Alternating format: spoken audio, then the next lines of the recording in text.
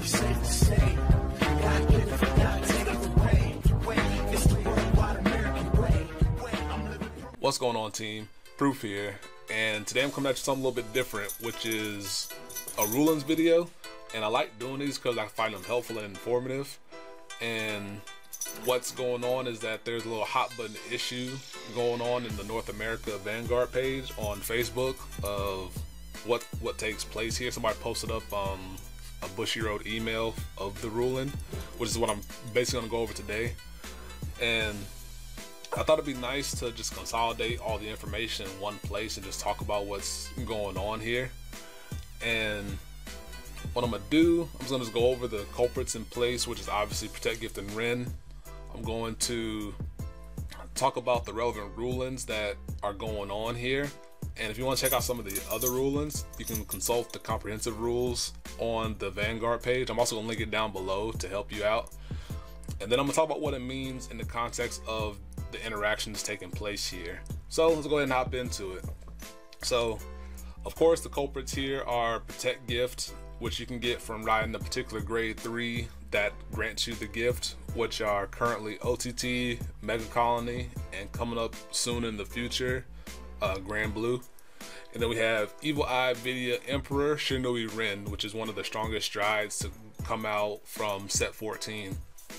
And if you're not familiar with what he does, he's a Dominate Vanguard. So Dominate lets you take temporary control of your opponent's units, and you can use them to attack either some of your opponent's other units, either the other rear guards or the Vanguard. Excuse me. And what he says is he's an axe skill. Once per turn, counterblast 1. Choose a face down copy of him in your G zone, turn him face up. Choose 2 of your opponent's cards from his or her hand, call them to separate rear guard circles, and they get plus 5,000 to the end of turn. You dominate them and attack your opponent's Vanguard one at a time. Your opponent cannot activate the auto abilities of the cards called with this effect to the end of turn. And then Generation Break 3, all dominated units get plus 10,000 power and an additional critical. So why am I talking about this and why are people bringing it up? It's because premium tournaments are going to be taking place, and even though not all clans have standard support to incorporate with their G-era stuff, some of the G-era decks were so strong that people are still probably going to try them when people bring their full-on premium decks, one of which probably being Nubatama. So a rule like this is going to be relevant going on into the future. So I thought it'd be a right time, and I'm sure somebody else thought it was, to bring the rulings to light here. So I just wanted to bring you guys the information as best I can. So the relevant rules we have here, section 10.6 goes over more of the Protect rulings, but the relevant ones are 3.3 here, or 3.2, which is a card added with this. The card added with this is not a unit, but it can be called to the guard circle as if it were a unit. Other than that, that being called to the guard circle, this card cannot be called or written. Call or write resolutions will not be performed for this card because you cannot call or write it. And as a reference piece, to call is a specific action to move a card from a non-field zone to a rear guard circle or guard circle. And the non-field zone is any other zone that is not your circles. So your rear guard circle is your Vanguard circle, and your Guardian circle.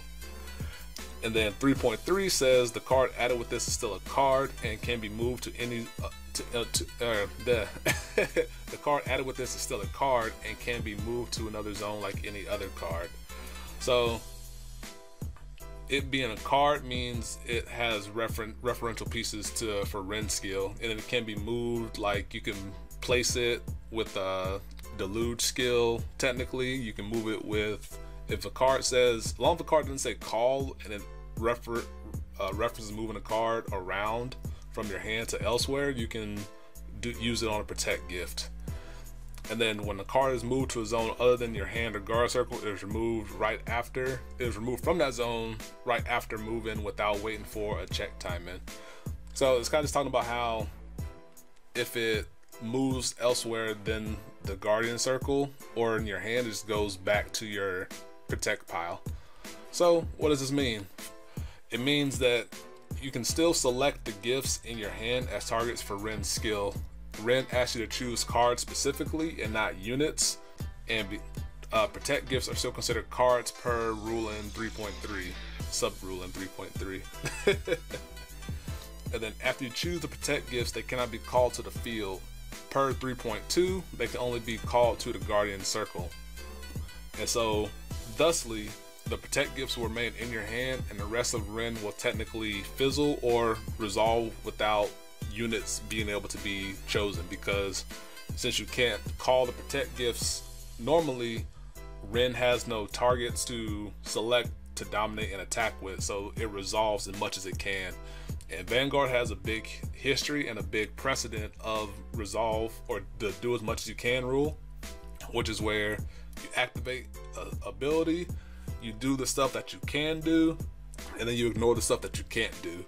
So the stuff you can do for Rinne is that your opponent can choose 2 cards in their hand, and then they can place them down. But in this case, they are not, but they can call them down.